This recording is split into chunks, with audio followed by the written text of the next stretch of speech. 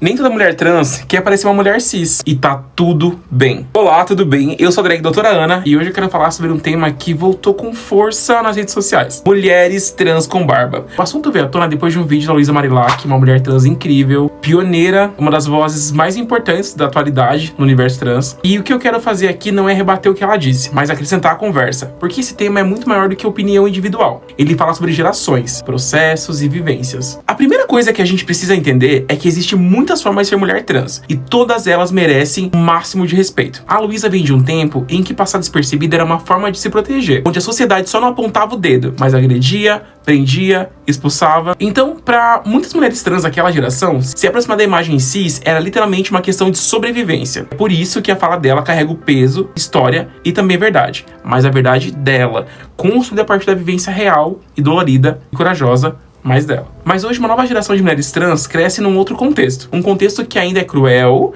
mas onde a coragem se manifesta de outras formas também. Tem mulher trans que se sente livre pra ter barba, pra ter peito e barba, pra ter voz grossa, pra usar salto ou não usar nada disso e tá tudo bem. Essa liberdade também é política e é o resultado de uma luta que mulheres como a Luísa abriram caminho pra poder existir hoje. Por isso, quando eu ouço uma mulher trans mais velha dizer que barba é falta de cuidado, eu não vejo isso como ataque. Eu vejo como uma visão de um mundo que nasceu num tempo em que cuidado significava se proteger para não morrer. Mas hoje o cuidado também pode significar me mostrar como eu sou sem precisar ter medo. E aí que a conversa precisa amadurecer. Não é sobre quem tá certa, é sobre entender que cada corpo, cada geração, cada vivência constrói a sua forma de ser trans. Eu, por exemplo, posso achar que uma mulher trans com barba não representa a imagem que eu tenho do feminino. E tá tudo bem. Essa é minha percepção baseada no meu olhar, na minha experiência, no que eu vivi e no que eu acho. Mas eu não posso usar essa percepção pra desvalidar outra pessoa. Porque o corpo dela é a expressão dela, é a história dela e também é muito válida. A gente fala tanto sobre o respeito, mas às vezes esquece que o respeito também precisa existir entre nós, dentro da nossa própria comunidade. Quando o comentário parte de fora, a gente reconhece rápido a violência. Mas quando vem de dentro, ele se disfarça de opinião, de bom senso e a gente não percebe o quanto isso machuca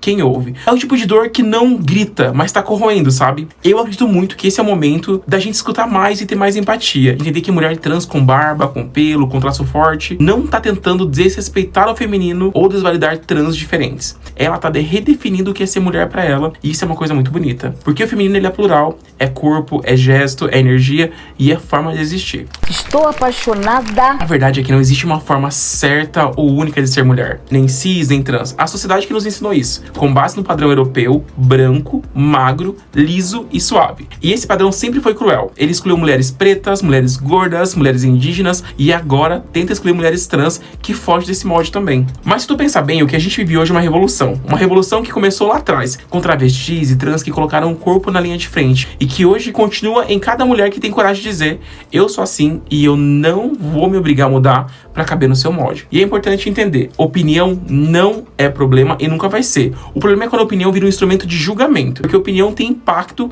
e quem tem voz tem que ter responsabilidade. Às vezes uma frase dita sem maldade vira um gatilho pra alguém desistir de tudo, pra alguém esconder o próprio rosto, pra alguém acreditar que o corpo dela é um erro. E a gente não pode ser razão de dor. A gente tem que ser ponte e não muro. E para isso é importante que a gente reconheça uma coisa: nós não estamos no mesmo ponto de jornada. Tem quem já tenha conquistado respeito, espaço, visibilidade, e tem quem ainda tá só tentando sobreviver, com barba que não consegue tirar, com nome que ainda não conseguiu mudar e com medo de sair na rua. E todas essas pessoas fazem parte da mesma comunidade que é a nossa. E se dentro da nossa comunidade a gente não consegue acolher o que é diferente, o que a gente pode esperar do resto do mundo? Que acolhimento que a gente espera de quem vem de fora? Eu gosto de pensar que a liberdade de uma amplia a liberdade de todas. Quando uma mulher trans com barba é respeitada, isso não diminui ninguém. Muito pelo contrário, isso expande o conceito feminino e mostra que gênero não é prisão e sim possibilidade. Isso que é bonito, a pluralidade. O fato é que o feminino pode ser com voz grossa, pode ter pelo,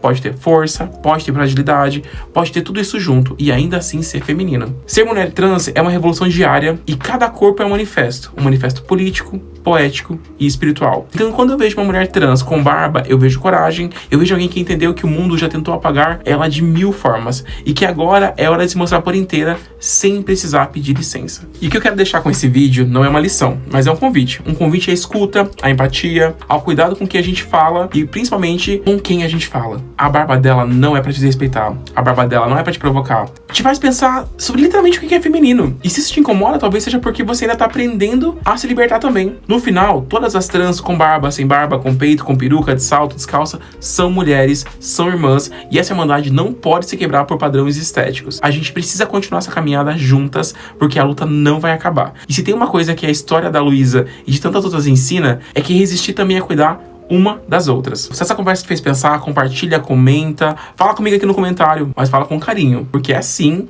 dialogando com amor, que a gente constrói um futuro que tantas pessoas da nossa comunidade, antes de nós, sonharem viver. Agradeço muito se você ficou até aqui. Um beijo e até mais.